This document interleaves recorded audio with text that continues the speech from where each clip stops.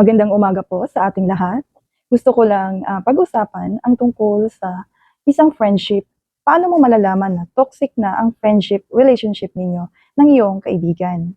Kasi maraming kumakalat na mga videos or posts tungkol sa hiwalayan at ang masaklap pa nun is kaibigan mo pang matalik ang dahilan ng paghihiwalay nyo ng partner mo. Kaya ang masasabi ko lang, hindi ako expert dito. Gusto ko lang i-share yung idea at saka opinion ko kahit walang nagtatanong. And ang masasabi ko lang is, kung toxic na yung friendship nyo ng kaibigan mo, malalaman at mapapansin mo yan. Mararamdaman mo yan. Meron tayong tinatawag na common sense, lalong-lalo na tayong mga babae. Mararamdaman natin yan right away kapag may napansin tayo. At sana matutunan natin na kung meron na tayong nararamdaman o napapansin na red flags, ay wag natin yung babaliwalain. Example, sa pagkakaroon ng friendship na toxic na. Number one is, kapag nagkikita kayo ng friend mo na yun, mararamdaman mo kung nag-i-enjoy ka ba talaga sa pagkikita nyo. Kung nakikipagplastikan lang ba siya sa'yo. Kasi, ganito yan. Yung kapag nagkikita kayo ng friends mo, kailangan hindi ka nauubusan ng energy. Dapat nagkakaroon ka ng motivation na makipag conversation lalo sa kanila. Lalo na kung may mga natututunan kang mga bagay tuwing kasama mo yung mga friends mo na yan.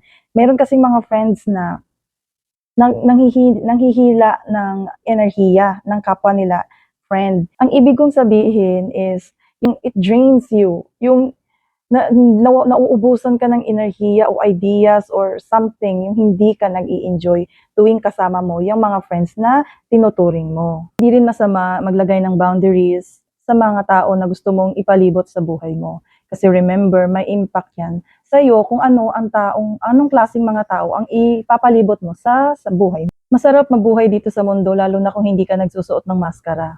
Mahirap magsuot palagi ng maskara para lang magustuhan ka ng mga taong gusto mong makahalubilo.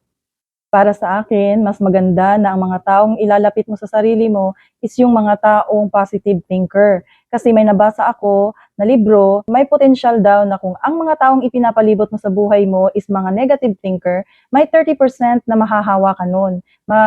Mahihila ka nila sa kanilang pagiging positive na mga tao ang ilalagay mo sa buhay mo, yun ay makakabuti sa'yo. Alam mo kung bakit? Kasi ang mga taong yan yung mga taong malakas mag-isip ng mga different types of ideas.